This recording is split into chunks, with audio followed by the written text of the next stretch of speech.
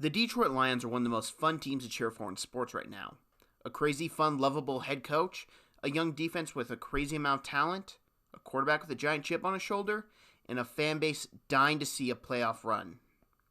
All these mixed together have opposing fans hoping they can make it. But can they? Well, let's break it down. To start off, we have to go back to the 2021 season. The Lions were 3-13-1, with 7 games either lost or tied by 1 possession. You're not going to catch every break in the season, but odds are you're going to catch more than the Lions did last season. But in football, what ifs don't exist. It either happened or it didn't. But one thing did happen for the Lions last season, and everyone saw it no matter who you were cheering for. This team never gave up. They scratched and clawed their opponents until the clock hit 0, which left fans for hope for the 2022 season. But now going to the 2022 season, where do the Lions rank? Most people would say picking in the top 10 come April, but I say they'll be playing in meaningful games come January. In order to explain, we have to talk about their key players. First up, quarterback Jared Goff, a guy no one seems to think has it, but I disagree. Is he the Pat Mahomes of the Lions? No, but he can be their Matt Ryan. Goff didn't have the numbers that'd blow you away last year, putting up around 3,250 passing yards, 19 touchdowns, and 8 interceptions. He posted a completion percentage of 67% and an average 6.5 yards per attempt. Nothing that makes you say he can take them to the playoffs. But you're missing out on one key fact about Goff's 2021 season. He suffered an oblique injury, which is in the abdomen, which for a quarterback isn't easy to have good throwing motion with an injured abdomen. Any little nagging thing can throw off a quarterback's throwing motion, but the entire midsection being hurt completely throws off any hope of having a normal pain-free throw. But let's trace back to what I said Goff can be Detroit's Matt Ryan. Well, Matt Ryan won an MVP in a structured offense that was built with a good O-line and great receiving talent around him. The Lions have invested heavily in the O-line in recent years, notably drafting Penny Sewell in the first round in the 2021 draft, which will make Goff's life much easier. But in order to break down everyone surrounding Goff with talent, we have to start off with the running backs. And we start with DAndre Swift, who is Detroit's best running back in the past 10 years. Swift, in his first 2 NFL seasons, put up a combined total of 1,100 rushing yards, 13 touchdowns, and 800 receiving yards.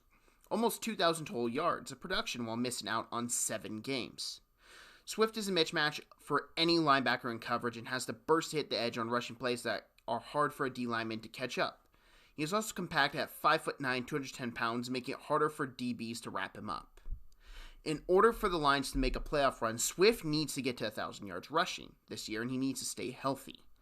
If he can do that, it would get the Lions to throw at play action, which is dangerous when you have a tight end like TJ Hockenson. Hockenson in 12 games last year had 60 receptions for nearly 600 yards and 4 touchdowns. Nothing to blow you away again, but to understand how great Hockenson is, you have to watch him play. He's on the line blocking every rushing play. He's gained the attention of DCs who try and remove him from the game. Overall, great player that the stats don't tell the full story about, unfortunately. Now let's shift focus to the Lions wide receivers. The Lions drafted Jameson Williams out of Alabama. He's not going to start the season playing, though. He is still currently rehabbing from a torn ACL, but is expected to play football this year. The other guy to talk about is second-year wide receiver Amon-Ra St. Brown. Brown had a really good rookie year, gaining 90 receptions for 900 yards and 5 touchdowns. These are 2 young wideouts, but man, they are exciting and should have you sitting down to watch them play every week for the Detroit Lions. To finish talking about the players, let's go to the defensive side of the ball. This defense is young and really unproven, but has a lot of talent. Aiden Hutchinson and Josh Pascal are 2 rookies to keep an eye on because they'll be gaining major playing time on the defensive line. Their linebacker room is led by veteran Alex Hazzaloni, and their secondary has a question marks all over the place, but none bigger than former 3rd overall pick Jeff Okudah. Okudah's NFL career hasn't started out like many expected during his draft year. He hasn't played the best, but he's also only played 10 career games. Last year there was hope for him, a new defense scheme that fits him better, but he ruptured his Achilles week 1.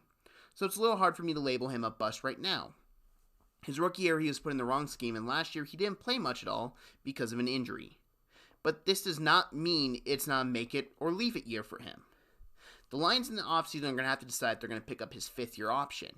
So this is a big year for Jeff Okudah. He needs to show up and play good football for that to be picked up.